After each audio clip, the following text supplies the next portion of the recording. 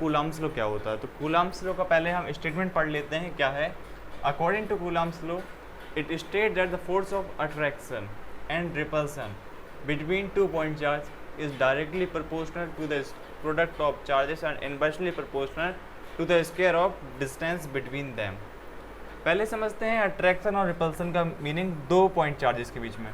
Point charge एक ऐसे charges होते हैं जो बहुत ही छोटे चार्ज होते हैं, उन चार्ज को हम पॉइंट चार्ज कहते हैं। अट्रैक्शन दोनों चार्जेस के बीच में कैसे होगा, देखिए यहाँ पर आर डिस्टेंस पर प्लस क्यू और माइनस क्यू चार्ज रखे हुए थे।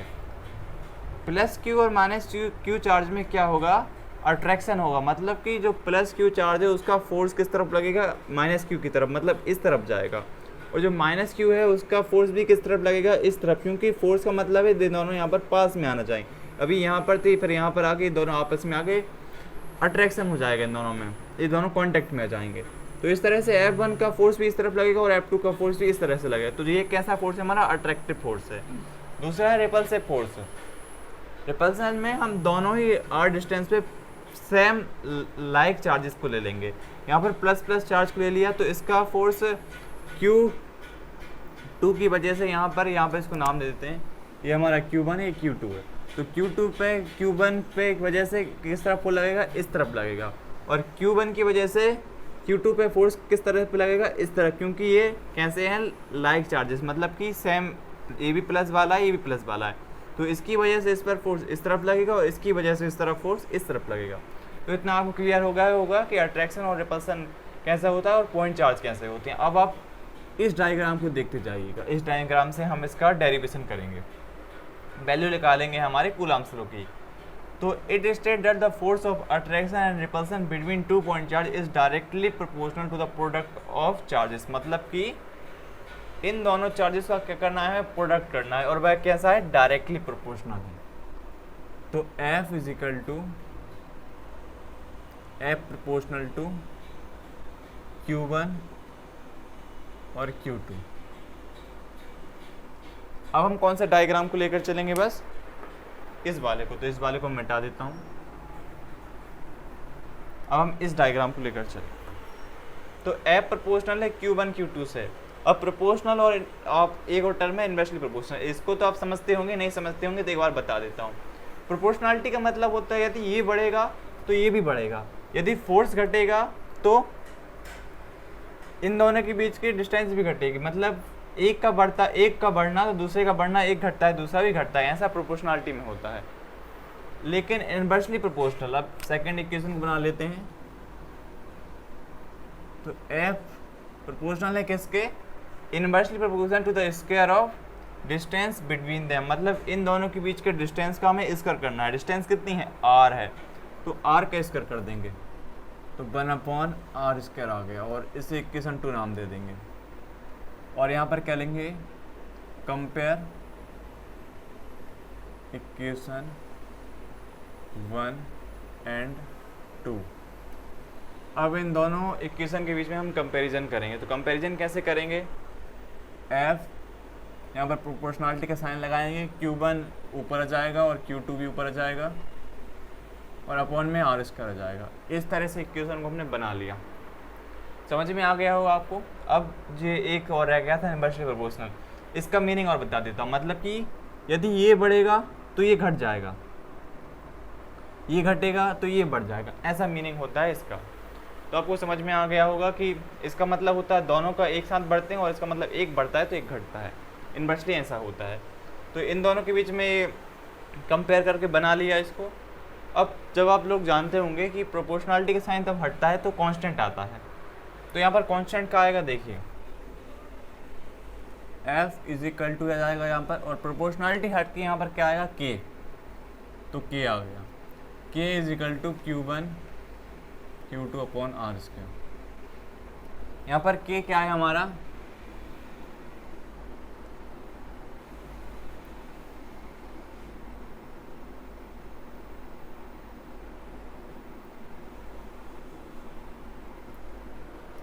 कि यहाँ पर इलेक्ट्रोस्टैटिक कांस्टेंट है। यहाँ पर K को हम क्या बोलेंगे, इलेक्ट्रोस्टैटिक कांस्टेंट है हमारा K। A की वैल्यू कितनी होती है, की वैल्यू आप बगल में लिख लीजिएगा 1/4 पाई एप्सिलॉन नॉट हमारी के की वैल्यू होती है। और इसकी जो मतलब न्यूमेरिकल वैल्यू कहें तो वह कितनी होती है 9 × 10⁻⁹ ये इसकी न्यूमेरिकल वैल्यू होती है। और की वैल्यू होती है 1/4 पाई एप्सिलॉन नॉट। यहाँ पर एप्सिलॉन नॉट क्या है वो अभी आगे मैं बताऊंगा। तो एफ की हम वैल्यू पुट कर देंगे के की, तो 1/4 pi epsilon not Q1 Q2 upon r²। ये आ गया हमारा कूलम्ब्स लॉ का फॉर्मूला। यही फॉर्मूला कूलम्ब्स लॉ में यूज़ किया जाता है। की वैल्यू मैंने यहाँ पर पुट कर दी 1/4 पाई एप्सिलॉन नॉट, ये की वैल्यू होती है, ये मैंने यहाँ पर पुट कर दी। इस फॉर्मूला का ही यूज़ करेंगे हम आगे, जो कि न्यूमेरिकल इस चैप्टर से तो आते नहीं, लेकिन इस फॉर्मूला का बहुत ज़्यादा इंपॉर्टेंस है, क्योंकि इससे हमारे कई क्वेश्चन सॉल्व होंगे। इससे जो पॉइंट चार्जेस वाले हैं और जो टेस्ट चार्ज वाले क्वेश्चन हैं वो इससे सॉल्व होंगे। तो इसको आप लर्न कर लीजिएगा और डेरिवेशन बहुत ईजी आप इसे कर सकते हैं। अब यहाँ पर वैल्यू क्या है एप्सिलॉन नॉट। एप्सिलॉन नॉट क्या होता है परमिटिविटी ऑफ मीडियम, मतलब कि जो 1/4 पाई एप्सिलॉन नॉट लिखा है जी कैसी मीडियम की permittivity of free space. Free space मतलब कि एयर और वैक्यूम, यहाँ पर जो प्रेजेंट होगा इन दोनों चार्जेस के बीच में, मतलब कि यहाँ पर कैसा है फ्री स्पेस है, मतलब कि यहाँ पर कुछ नहीं है, ये वैक्यूम है। यहाँ वैक्यूम में तो हर चीज़ जीरो हो जाती है, आपको पता है, सब कुछ नहीं होता वैक्यूम में। तो यह फ्री स्पेस की वैल्यू है। लेकिन हम दूसरा मीडियम ले लें, यहाँ से वाटर ले लें और कुछ यदि मीडियम ले लें तो उसकी वैल्यू अलग होगी। तो ई का एप्सिलॉन नॉट का मीनिंग क्या होता है परमिटिविटी ऑफ मीडियम, और यहाँ पर परमिटिविटी ऑफ मीडियम क्या है परमिटिविटी ऑफ फ्री स्पेस। यहाँ पे यदि आप यहाँ पर चाहें तो लिख सकते हैं परमिटिविटी ऑफ फ्री स्पेस, मतलब कि एप्सिलॉन नॉट यहाँ पर किस लिए है परमिटिविटी ऑफ फ्री स्पेस को बताने के लिए। यदि और कहीं का मीडियम यहाँ पर होता तो मैं लिखता EM, मतलब यदि और कहीं का मीडियम यहाँ पर होता तो मैं लिख देता यहाँ पर EM। ई का मतलब और ई और एम का मतलब यहाँ पर मीडियम, एप्सिलॉन नॉट मतलब यहाँ पर ई जीरो लगा है, मतलब यहाँ पर कुछ नहीं है, यहाँ पर ये फ्री स्पेस की वैल्यू। यदि यहाँ पर और दूसरा मीडियम होता तो मैं EM लिख दिया, EM मतलब मीडियम, मतलब यदि यहाँ पर दूसरा मीडियम प्रेजेंट होता तो इसके लिए मैं EM लिख देता। तो आपको समझ में आ गया होगा एप्सिलॉन नॉट यहाँ पर क्या है परमिटिविटी ऑफ मीडियम, और यहाँ पर मीडियम क्या है हमारा फ्री स्पेस है। तो ये डेरिवेशन था हमारे कूलम्ब्स लॉ का, इससे हमने कूलम्ब्स लॉ का फॉर्मूला निकाल लिया। अब देखते हैं आगे इसमें और क्या है।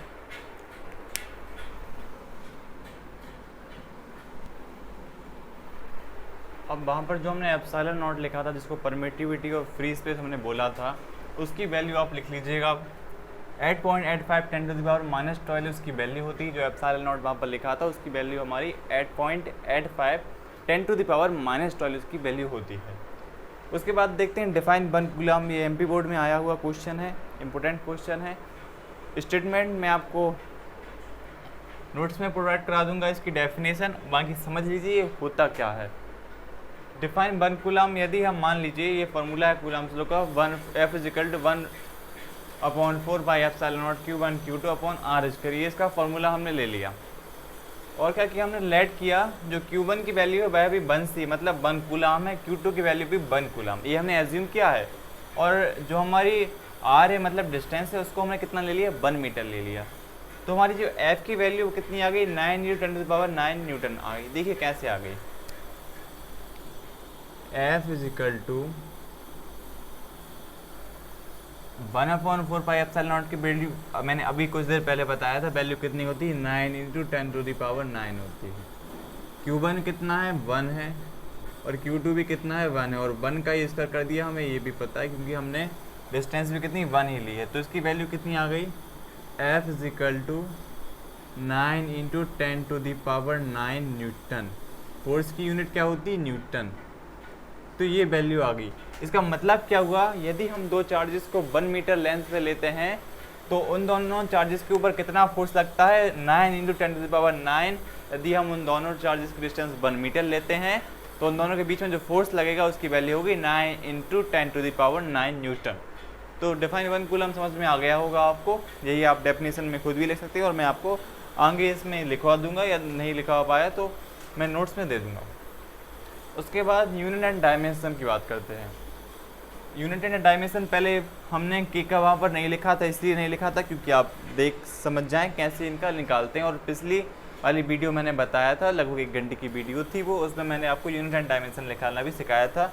यदि आपको अच्छे से सीखना है तो आप उस वीडियो को देख सकते हैं।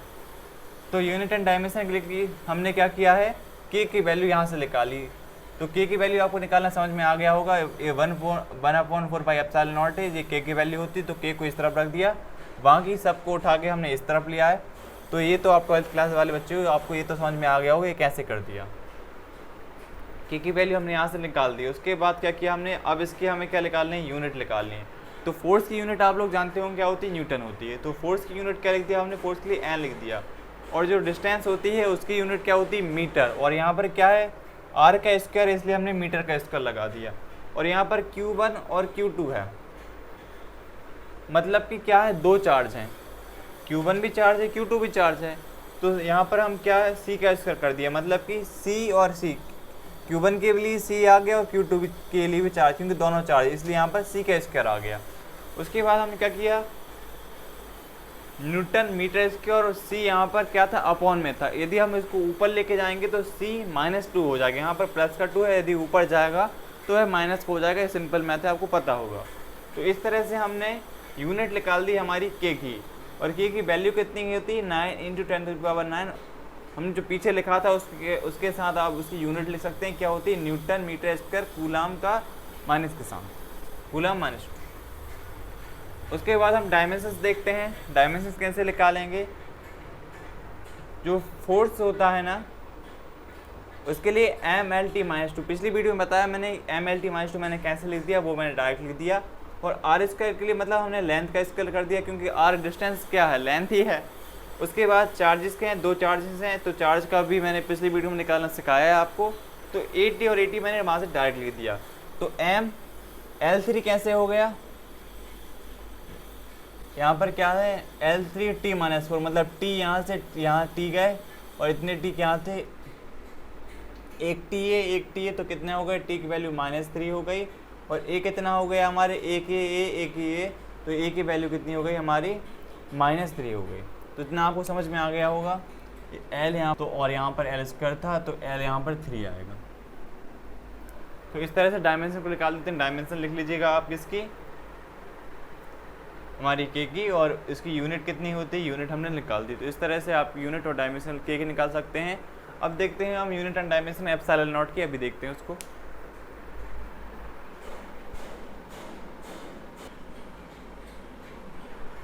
हाँ, तो यूनिट एंड डायमेंशन देखते हैं हम एप्सिलॉन नॉट के। एप्सिलॉन नॉट फिर डायमेंशन, अपने पिछले वाले डायमेंशन आपको समझ में आ गए, तो ये तो बहुत आसानी से आपको समझ में आ जाएंगे। के की वैल्यू 1/4 पाई एप्सिलॉन नॉट होती है, पता है आपको। इस तरह हम एप्सिलॉन नॉट की वैल्यू निकाल सकते हैं। एप्सिलॉन नॉट को हम इस तरफ लेके गए और के को हम यहाँ पर लेके आ गए, तो 1/4 पाई के हो गया यहाँ पर। अब आप लोग जानते होंगे 4 हमारा कांस्टेंट है और पाई भी कांस्टेंट है, मतलब कि ये दोनों कांस्टेंट वैल्यू हैं। तो इनको आप, इनकी कोई यूनिट नहीं है, 4 की भी कोई यूनिट, 4 तो हमारा कांस्टेंट है ना, पाई की हमारी कोई यूनिट। तो ये दोनों कांस्टेंट वैल्यू हैं, तो इनको हम हटा देंगे, बाकी हम यहाँ पर के ले लेंगे। तो के आपने अभी कुछ 2 मिनट पहले ही निकालना सीखा था। के की वैल्यू क्या होती है, newton metre square coulomb inverse -2। C की वैल्यू कितनी थी, -2 थी हमारी, कूलाम की वैल्यू -2 थी। तो अब हम क्या करेंगे, ये क्या है, अपॉन में है, तो अपॉन से जब ये ऊपर वैल्यू जाएंगी तो क्या हो जाएगा, एप्सिलॉन नॉट की हमारी यूनिट निकल आएगी। न्यूटन -1 हो जाएगा, न्यूटन का इन्वर्स हो जाएगा, और मीटर -2 हो जाएगा। और सी यहाँ पर क्या था, माइनस का था, ऊपर जाएगा तो प्लस का हो जाएगा। तो इस तरह से हमने यूनिट निकाल ली किसकी, एप्सिलॉन नॉट की। ये हमारी यूनिट आ गई एप्सिलॉन नॉट की, क्योंकि ये ऊपर जाएंगे तो प्लस वाले माइनस के हो जाएंगे, माइनस वाले प्लस के हो जाएंगे। तो इस तरह से एप्सिलॉन नॉट की वैल्यू निकल आई हमारी। उसी तरह एप्सिलॉन नॉट की हम क्या डायमेंशंस निकाल लेंगे। तो 1/k तो आपको यहाँ समझ में आ गया होगा, मैंने डायरेक्ट लिख दिया।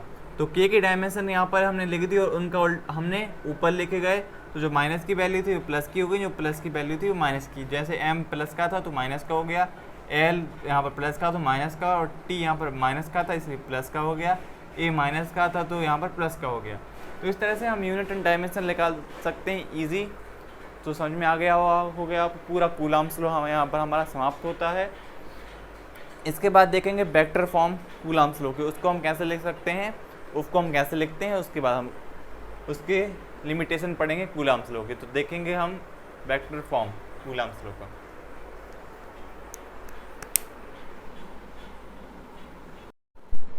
तो हमारे कूलम्ब्स लॉ का आखिरी topic limitation of Coulomb's law. यहाँ से एमपी बोर्ड में 2 मार्क्स में क्वेश्चन पूछा जाता है, 2 लिमिटेशन पूछ लेता है कूलम्ब्स लॉ की। तो देखते हैं पहले ये स्टैटिक चार्ज, मतलब जो कूलम्ब्स लॉ में जो चार्ज लेंगे वह स्टैटिक होनी चाहिए, मतलब कि it can be applied when charge at rest, मतलब कि चार्ज कैसे रेस्ट में होने चाहिए, इनकी स्टेट होनी चाहिए रेस्ट में, जब ही हमारा स्टैटिक चार्ज उस पर अप्लाई होगा। दूसरा है पॉइंट चार्ज। पॉइंट चार्ज मतलब कि हमारे जो चार्जेस हैं वह बहुत छोटे होने चाहिए, मतलब कि उनका जो साइज़ है वह छोटा होना, पॉइंट होना चाहिए, पॉइंट साइज होना चाहिए। तीसरा पॉइंट है separation between charges should not be very large, मतलब कि जो 2 चार्जेस के बीच में सेपरेशन है वह बहुत ज़्यादा लार्ज नहीं होना चाहिए, मतलब कि यदि ये Q1 चार्ज है तो ये Q2 चार्ज है, यदि ये दोनों प्लस प्लस भी हैं तो अब इनकी क्या डिस्टेंस बहुत ज़्यादा हो गई। अब इनमें क्या है, फोर्स जो लगेगा बहुत कम लगेगा, और बहुत ज़्यादा डिस्टेंस पर रख देंगे तो इनमें फोर्स ही नहीं लगेगा। तो जो हमारे चार्जेस की डिस्टेंस है ना वह शॉर्ट होनी चाहिए, लेकिन ज़्यादा शॉर्ट भी नहीं होना चाहिए। चौथा पॉइंट यही है separation between charges should not be very small, मतलब कि जो सेपरेशन है 2 चार्जेस के बीच में वह ज़्यादा छोटी भी नहीं होनी चाहिए। और कितनी से ज़्यादा छोटी नहीं होनी चाहिए, 10⁻⁻15 जो कि साइज होता है हमारे न्यूक्लियस का, मतलब कि न्यूक्लियस में कौन सा स्ट्रॉन्ग न्यूक्लियर फोर्स अप्लाई होता है, ना कि इलेक्ट्रोस्टैटिक फोर्स।